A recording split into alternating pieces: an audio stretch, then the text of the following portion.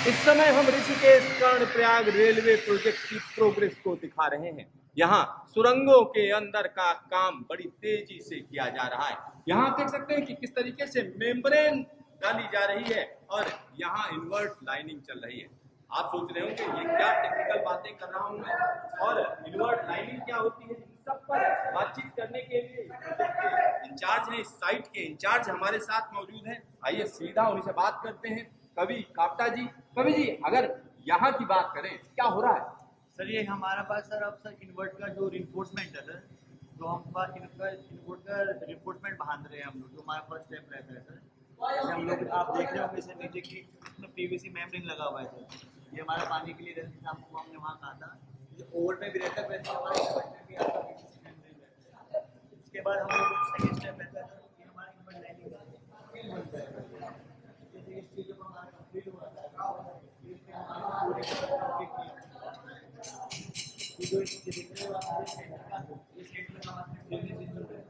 यानी जो बीच का हिस्सा है ये ड्रेनेज सिस्टम है, जो बीच का हिस्सा है इसमें कहीं ना कहीं पाइप पड़ेंगे और जो डाया रहता है पाइप का, इसमें मैंने देखा बड़े बड़े पाइप पड़े होंगे, चौड़े चौड़े। सर इसमें जो हमारा पाइप का डायर रहता है सर 400 mm डायर रहता है सर, वो 6 मीटर की लेंथ में रहता है।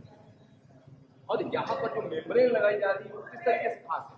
सर ये मेम्ब्रेन इसलिए लगाई जाती है, जैसे आपको पहले भी कहा गया है, पानी के सीपेज के ऊपर जो पानी के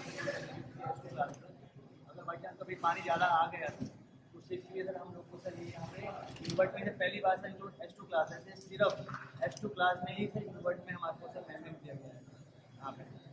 तो यहाँ आप समझिए जो मेम्ब्रेन लगाई जा रही है ये खास तरीके की पीवीसी चादर है, और इसकी खासियत क्या है? इसकी खासियत है 100 साल तक इसी तरीके से टिकी रहेगी, पानी को आर पार नहीं जाने देगी। और यहाँ हम आपको ऋषिकेश कर्णप्रयाग रेलवे प्रोजेक्ट में जो तेजी से काम हो रहा है वो दिखा रहे हैं। यहाँ पर आप देख सकते हैं देश के अलग अलग हिस्सों से आए हुए कामगार यहाँ पर अपनी मेहनत कर रहे हैं, और सबसे बड़ी बात यह है कि इस प्रोजेक्ट में देश के अलग अलग राज्यों से आए हुए जो कामगार हैं वो काम कर रहे हैं, और यहाँ काम रात दिन चलता रहता है क्योंकि टारगेट दे दिए गए हैं। बताया जा रहा है कि इस प्रोजेक्ट को जल्द से जल्द पूरा किया जाना है।